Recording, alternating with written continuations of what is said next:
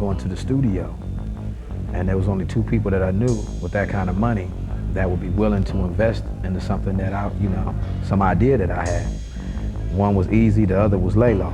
N.I, and the N.W.A, we go back before music, before the first record was released as an N.W.A or Eazy thing, anything like that. I knew Dre. Dre stayed down the street with his cousin and or whatever. He used to be there. And through that relationship, I met Eazy. I called Eazy and Layla over, sprung the idea to him like, yo, let's make a record, let's do a company, the whole, and let's put it together. So Eazy was with it because Eazy always did music and what have you. We used to make our little tapes in the back of his house and everything. I knew Cube and I liked the way Cube wrote, so I asked him to write a song. His group was like that. You from LA, we from New York. Ain't nowhere in the world is a LA dude supposed to write New York rappers' rhymes, and it was a big argument. And the song was called Boys in the Hood. So Eazy, now Dre told Eazy, won't you do it? So it's just me and Eazy sitting in the studio. So I'm like, yo man, won't you just say these lyrics down over this track, right? And he's like, man, I can't rap, man, I can't do that. I'm like, just do it, put your glasses on, cut the lights down, let's do it. Eazy was like, I ain't no rapper, so it took him about 3 days to convince him to do it. And it took about 3 days for him to actually do it too, because, Eazy he wasn't tight as he was, of course. He was kind of loose, real loose, straight amateur. And we worked with him the whole way through it. Boys in the Hood is what came out. Cruising down the street in my 6'4", jocking the freaks, clocking the dough. Went to the park to get the scoop. Knuckleheads out there, cold shooting some hoops. And what we did was went around and left one record at all the record shops and a card. It was a card to Eazy's pager. Actually, the card wasn't to Eazy's pager. It was to my cousin's house that lived by Cube. So people would call her and order the records, right? It's like, yo, I need a box. So she would page us and say, yo, they need a box over there on Florence. You know what I'm saying? So we shoot over there on Florence, drop the box off, come up like that. The record somehow, just exploded. You know what I'm saying? One of the reasons why it exploded was because of Greg Mack. The K-Day, it was a radio station out here at the time called 1580 K-Day. I thought it was good because I'd heard it before. Actually, they had already been selling it as cassette tapes. So it was all over town in the streets and cassette tapes. So I told him, I said, look, it's a decent song. Why don't you just clean up the lyrics? And then we'll give it a shot. And so Dre and Eazy went back, I think it was like a day or two later. We had a whole different version, but it was a clean version. Put it on the air, and it just blew up. In the meantime, while we were selling the Boys in the Hood records, I was still DJing, making like $50 a week DJing. So when me and Cube used to hook up in the garage, and we would practice a routine, a show. What we would do was just take like the hit song that was out at the time and make it dirty. That's what gave us our style, performing at clubs like Dudo's and stuff like that. We would take songs and flip them around like Roxanne, Roxanne. We made it Diane, Diane. And that's what kind of like, snowballed into this gangster rap style, doing little stuff on the side and seeing the people's reaction to it. From there, we got on a tour with Hammer and Salt and Pepper and Heavy D. Exploded from there. So we decided to form the group N.W.A. Dre told me, he said, well, let's go out and do these shows with my buddy Eric. And I said, all right, no problem. So I met him and stuff. It was cool. And we started doing shows, and then everything else was history. Yo, what you gotta do? Got to get stupid. Got to get stupid. Got to get stupid. Oh! What you gotta do, eh? Stupid. Got to get stupid.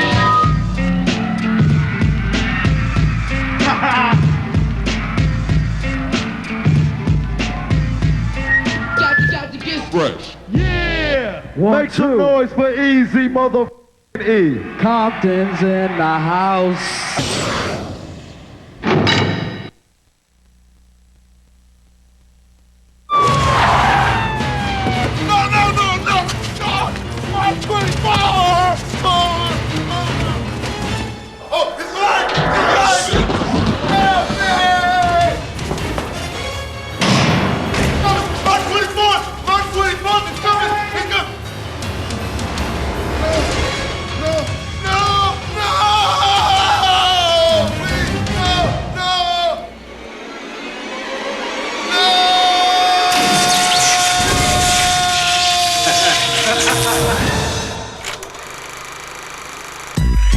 10-year anniversary.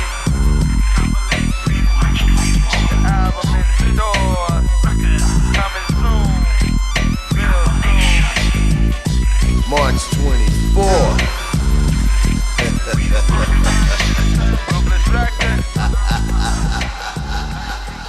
Scared to go, you know what I'm saying? They don't want to hang with like us. I don't know why. What's up, Ren? Maybe it's because of where you from, man.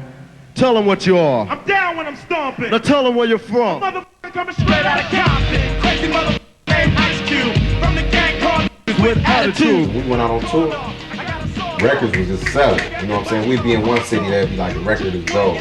Then another city, the record is platinum. You know what I'm saying? Then another city, you got so many more to go, be double platinum. You know what I'm saying?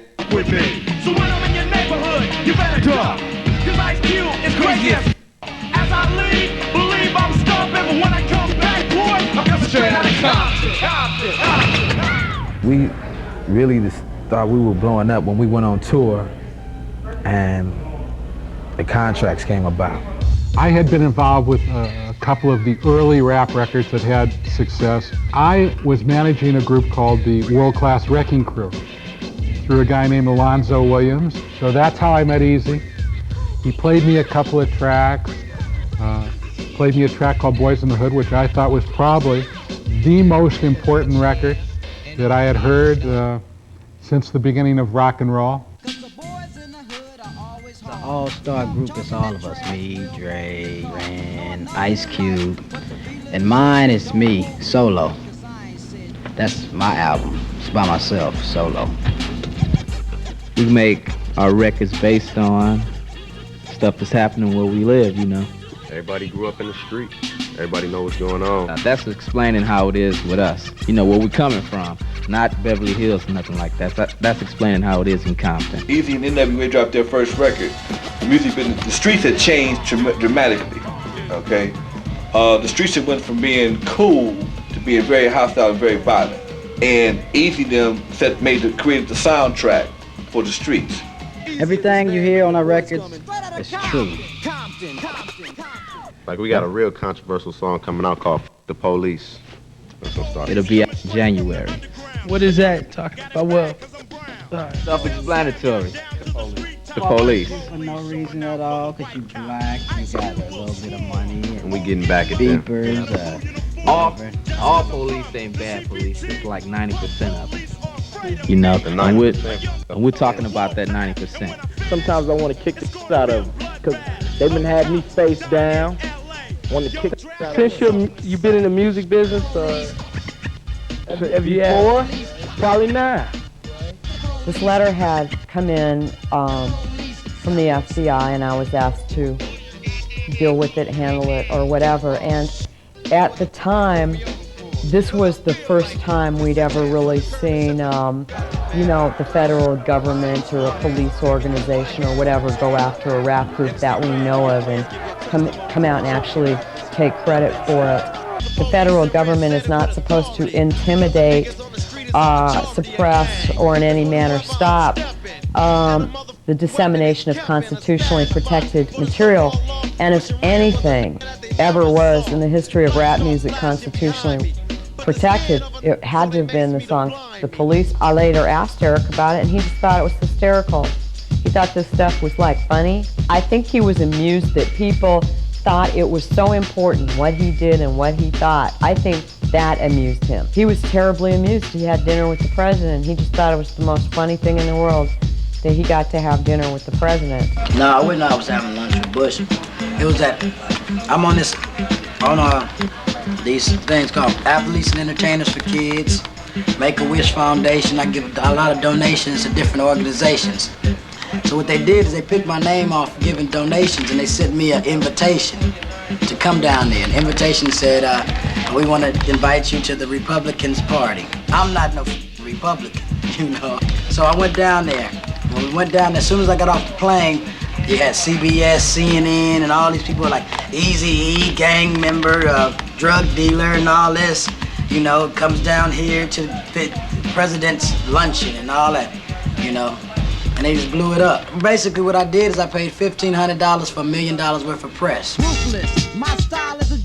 Above all, Eazy was the consummate businessman.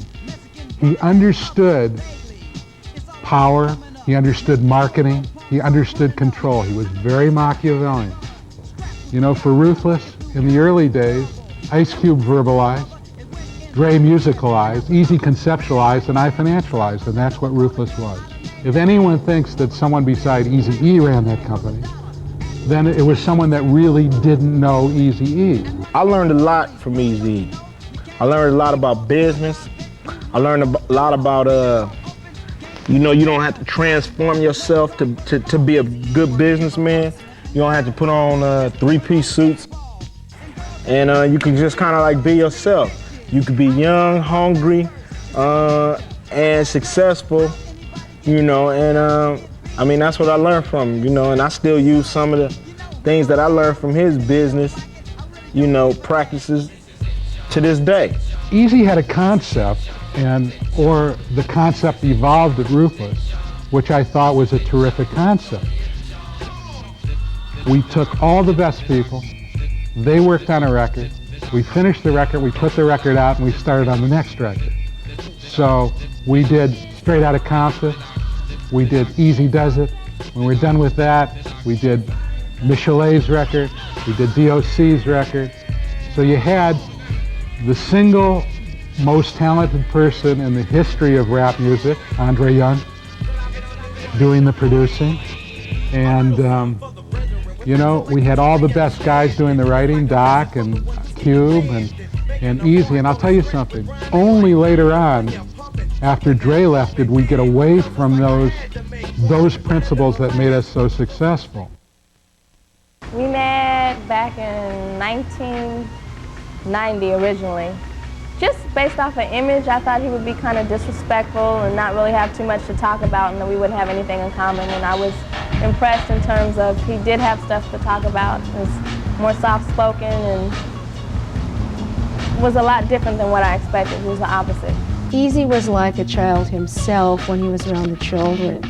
And it was really neat to see how his eyes would light up and to see his compassion and his tenderness when he was working with a child who perhaps was catastrophically ill, or another child who was homeless or abandoned, and the interaction. The thing that struck me was that he obviously did this because he really loved doing it. I think that was one of the things that I admired most, is that he was really interested in doing it because he wanted to. The biggest thing that people thought about Eazy-E was they thought he was just rough, tough, you know, didn't care about nothing. He probably was one of the nicest people you ever would have known if you'd known him for real. Not as Eazy, but as Aaron Wright. He has this hard image to uphold, but in terms of that, there's two sides to everybody. There's good and bad, there's hard and soft. So he was a well-rounded person. It wasn't just this hardcore, I don't give a F about anything. It was, you know, there's a person. And violence in his music. He's in a hospital tonight with AIDS. He says he has no idea how he got the fatal disease. You know, like a month and a half before he got sick, and I'm kind of thinking New York is where he got sick, because what happened, I was in the club. The club was called The Tunnel. That's near the river. Man, it was so cold. I'd never been that cold in my life, and the cabs wasn't stopping for no. So I stood outside for about 20 minutes, man, till my eyeballs was freezing.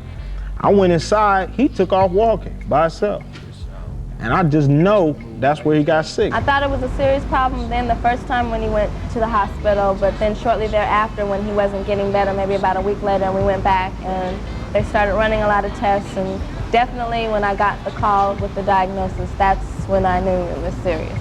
I went to the hospital and I went into Eric's room and I think Tamika was in, and Eric wanted to talk to me. He said, "Mom, I have something to tell you." And I said, "Well, tell me then." He said, the doctor said I had something like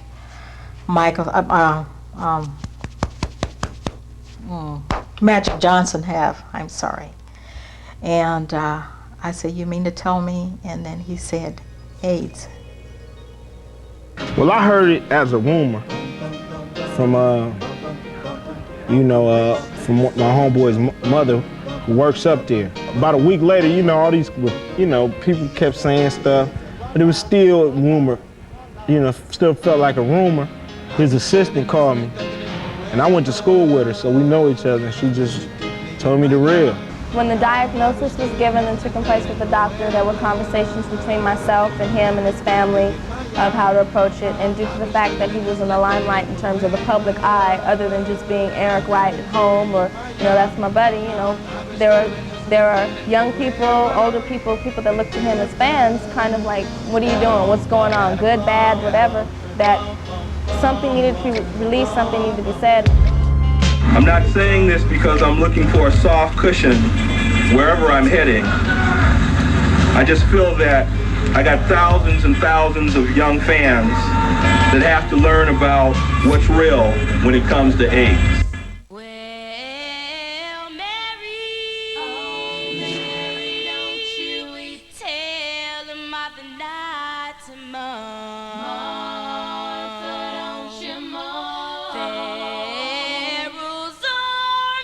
I think Eazy's death changed not only me, but so many people in the community, black community, whatever community, in the ghetto rather, about AIDS, letting you know that not just the people way up here can get it, but the people down in the streets can also get it. It's something that is real, it's something that is out there, and other than just Eric dying from the disease, there are lots of other people, millions of people that are dying from the disease every day and that are suffering from it.